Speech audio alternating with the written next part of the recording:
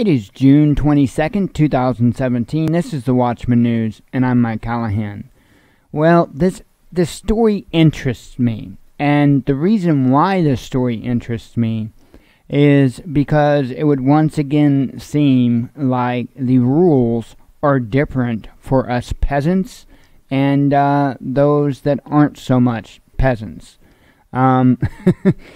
We see constant threats coming from entertainers about Trump winning the election, about his stance towards illegal immigration, and everything else that is of Trump.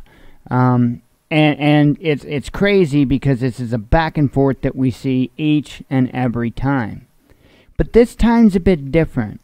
This time, there's been many in the entertainment industry that have said or displayed things that would, without a doubt, be threatening the life of the President of the United States. And rightfully so. You know, that is a very serious offense, as it should be. Well, this story coming out of Edwardsville, of course, this would make twice in just the recent couple of weeks or so that Illinois has made it in the headlines when it comes to this type of stuff. Of course, we had the shooting at the baseball game by a man that was from the Belleville area. This is about a man that is from the Troy, Illinois, I believe, area. And as the headline says here, man accused of threatening to kill Trump, voted GOP, had run-ins with police. Now, I know that's a little different than the title of this video, but the original story that I had gotten from KMOV, Fox 2, came with that headline, which I feel is a bit more telling in a headline of what's going on. So anyway, we'll go ahead and we'll read the article. An Edwardsville man who police said threatened to kill President Donald Trump hasn't voted since the 2012 general election, and in the 2008 primary, he took a Republican ballot.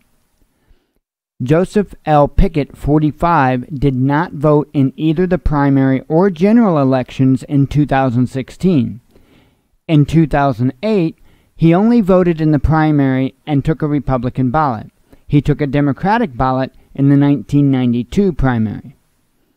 Pickett threatened on social media to kill the president, according to a criminal complaint filed in federal court. Two co-workers alerted authorities to his his post, so okay. I don't feel so bad on getting hung up there. So anyway, here's a screenshot of what he posted, and it says, "So what's on my mind? Before I die, I want our president and Congress to sign a treaty to never side with Russia or any enemy of the United States of America. If one will, then that person deserves to be shot. Guess what, Trump? I'm waiting for the right time. And I know you're Putin's," I'm not sure what that word says. Put your own in there. "The Secret Service now has a heads up as to my plan to assassinate Trump.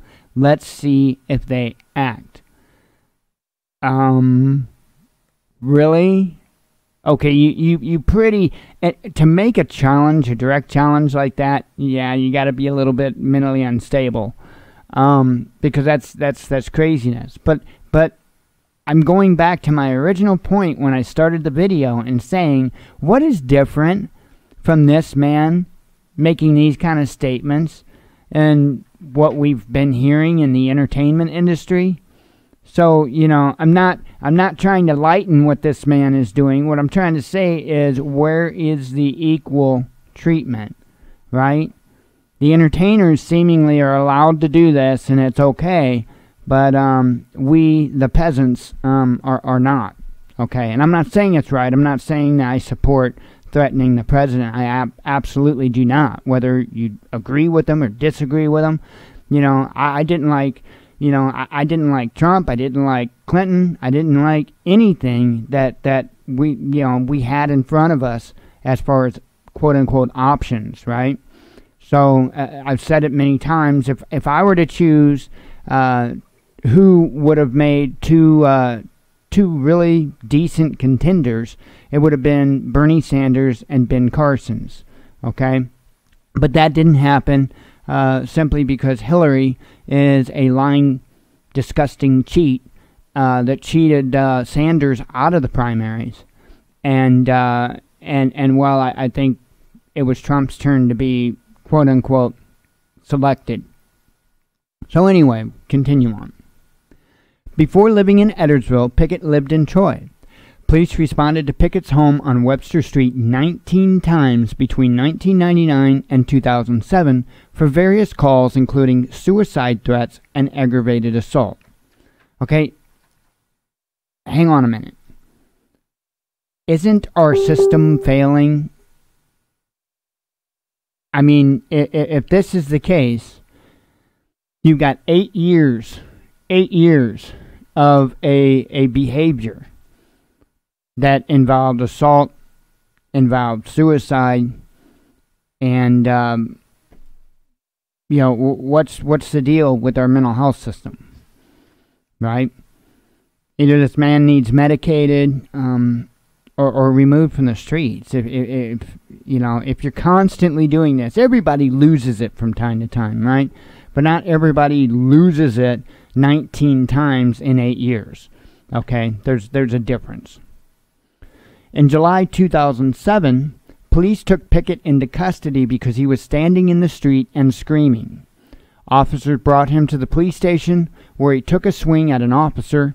Pickett missed, but was charged with 2 counts of disorderly conduct, aggravated assault, and property damage.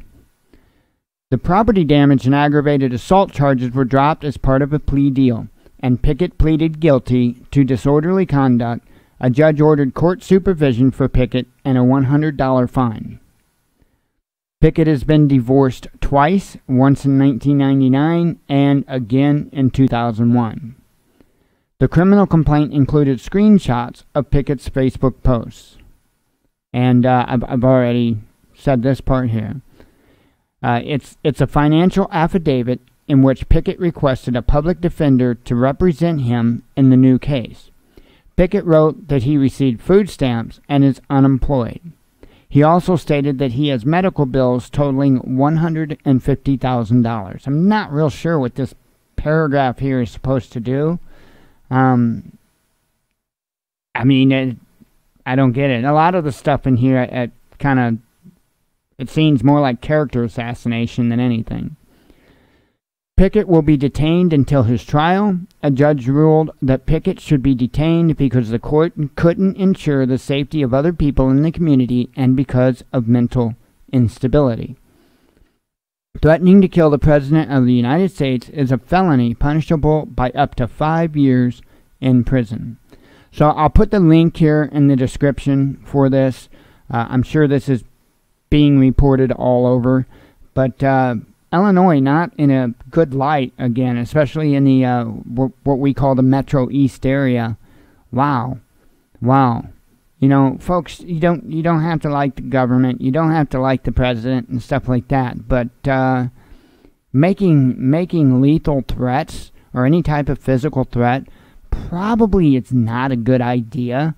You know, it's one thing to think about something, it's another thing to talk about something, and of course another thing, like we're seeing a couple of weeks ago, to act on that. So kind of crazy. You do have the First Amendment right, but that ends when that First Amendment right starts to breach that fine line before violence. So there you go. Links will be down in the description.